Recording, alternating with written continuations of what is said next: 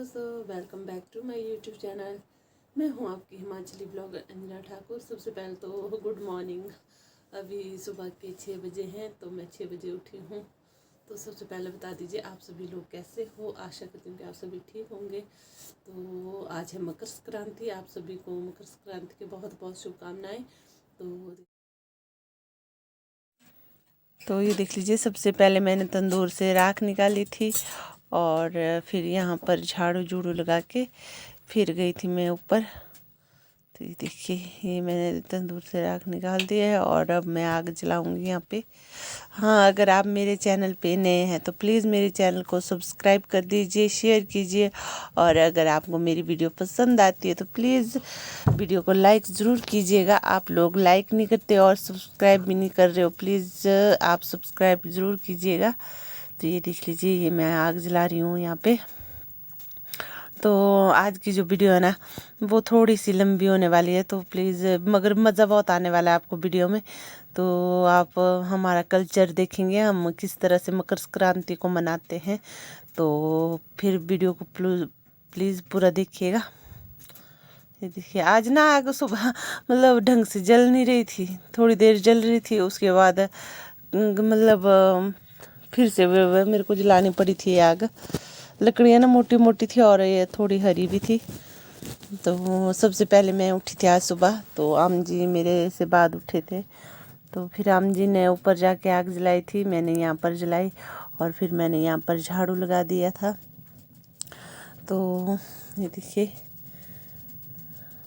हमें ना अपने कल्चर को प्रमोट करना चाहिए ना, नहीं तो हमारा कल्चर ना मतलब वो हो रहा है, मतलब हमारे को ही नहीं उतना पता है कि हम क्यों मनाते हैं, क्या ये कैसे, मतलब हमारे बच्चे को तो तब क्या ही पता चलना है ना। तो इसलिए हमें अपना कल्चर नहीं छोड़ना चाहिए। तो हमें देखिए, मैं झाड़ू लगा रही थी यहाँ पे। वैसे तो मैं इतनी जल्दी नहीं उठती हूँ। तो आज है मकर संक्रांति, तो आज के दिन हमारे जो देवता है ना, उनके लिए प्रसाद बनता है। तो अभी मैं प्रसाद बना रही हूँ।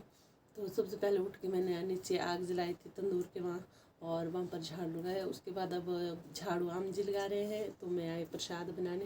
हाथ मुँह धो के प्रसाद बनाऊँगी अब। तो यहाँ आम जी ने आग जला के रखी हुई थी पहले से ही। तो मैं प्रसाद बनाऊँगी, उसके बाद रोटियाँ बनाऊँगी, तो उसके बाद फिर दाल सब्जी वगैरह। तो देख लीजिए कितना ठंडा है, मेरे मुंह से भाप निकलने लगा है। तो बहुत ज़्यादा ठंडा है सुबह सुबह।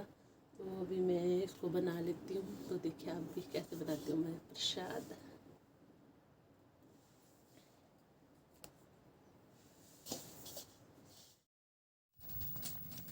तो ये देख लीजिए, ये कर रही थी मैं प्रसाद के लिए घोल तैयार। हमारे देवता के लिए जो प्रसाद बनता है वो बनता है चिल्लड़ू बबरू, जो कि आटे के होते हैं, सिर्फ आटे से ही बनते हैं। आटे का घोल इस तरह से बनाया जाता है और मक्खन के साथ बनता है इसका प्रसाद। तो ये देखिए, कहीं पर तो देवता को हलवा वगैरह भी लग जाता है प्रसाद में, मगर हमारे देवता के लिए ये लगता है प्रसाद। ये मैं मक्खन लगा रही हूँ यहाँ पे। और ये देखिए, इतना पतला जैसा किया है मैंने आटे का घोल, और इसके ना मैंने चिल्लड़ू बबरू बनाए। सबसे पहले ना हमारा यही काम होता है, उठ के ना मतलब लगभग 12 महीनों में लगभग 10 महीने हमारे देवता की पूजा होती है। जब मतलब एक होता है कौन सा, एक होता है भाद्रो महीना, हाँ भाद्रो महीना, अश्विनी मतलब अश्विनी महीना, और एक होता है पोष, हाँ एक पोष। इन 2 महीनों में हमारे देवता की पूजा नहीं की जाती है, बाकी हर महीने में की जाती है। तो ये देखिए, ये यहाँ पर ना मैंने ये पटोरू रखे थे, आम जी ने आटा गूंद के रखा था रात को।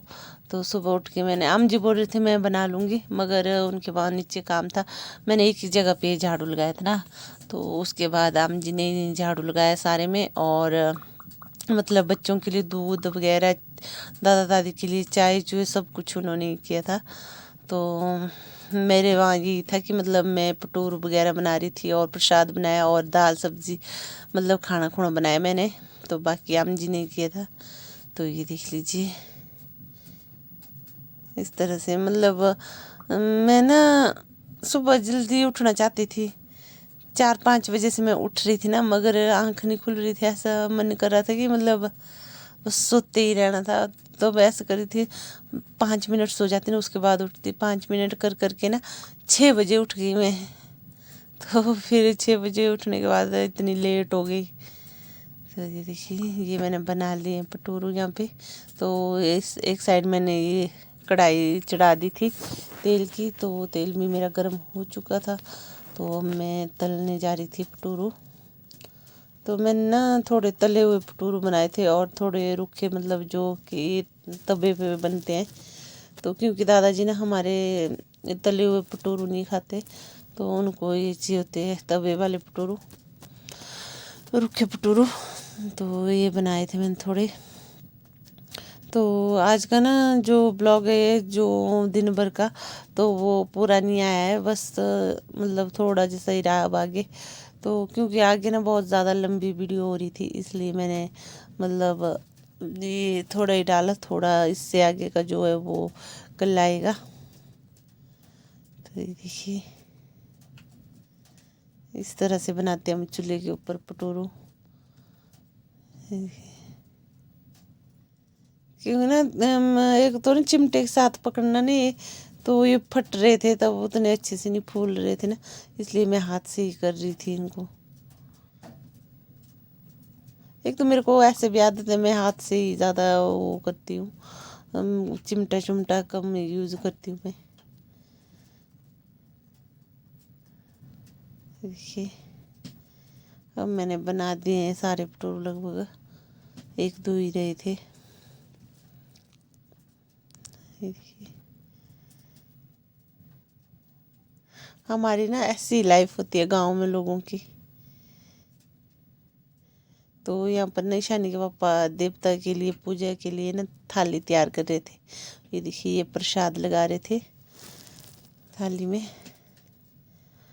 थोड़ा घी और फिर ये क्या बोलते हैं, चिलड़ो गोबर जो मैंने बनाए थे प्रसाद के लिए, वो चढ़ाएंगे। और मूंगफली जो हमने लाई थी, मिठाई के साथ करते हैं आज।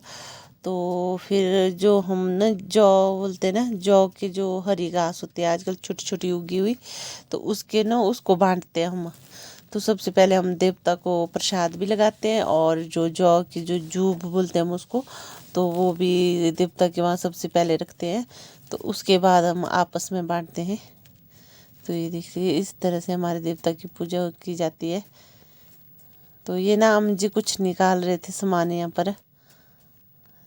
ईशानी ज़रूर जाती है देवता की पूजा करने। ये देखिए, हमेशा ही जाती है, ये आज का नहीं है, ये हमेशा ही जाती है। अपने पापा या दादू कोई भी हो, तो उनके साथ ज़रूर जाती है ये पूजा करने। ये इसी तरह से की जाती है कुछ।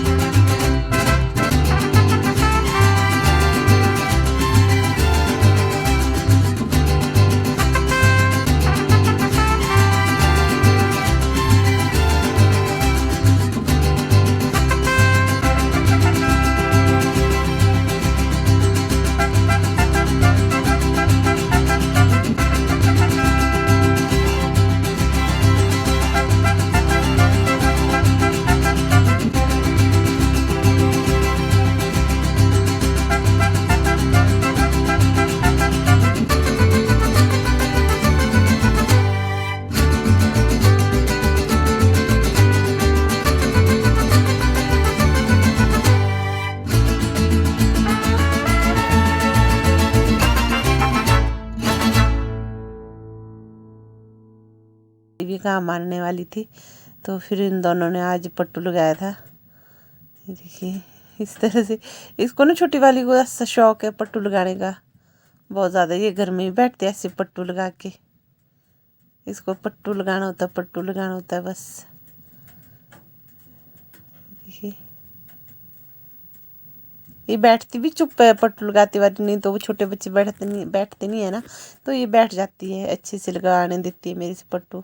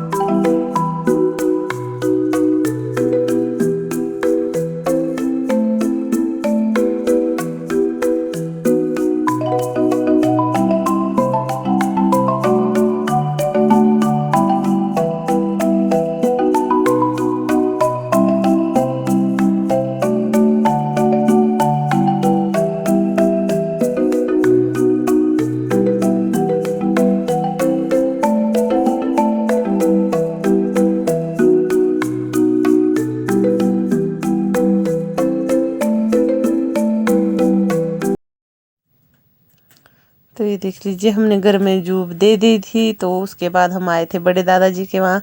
तो ये है हमारे सबसे बड़े जो हमारे घर के हैं, तो बड़े दादाजी। तो फिर हम आए थे इनके घर इनको जूब देने। तो फिर हमने ना यहाँ पर जूब दे दी थी और दादी जी ने हमारे को पैसे दिए थे।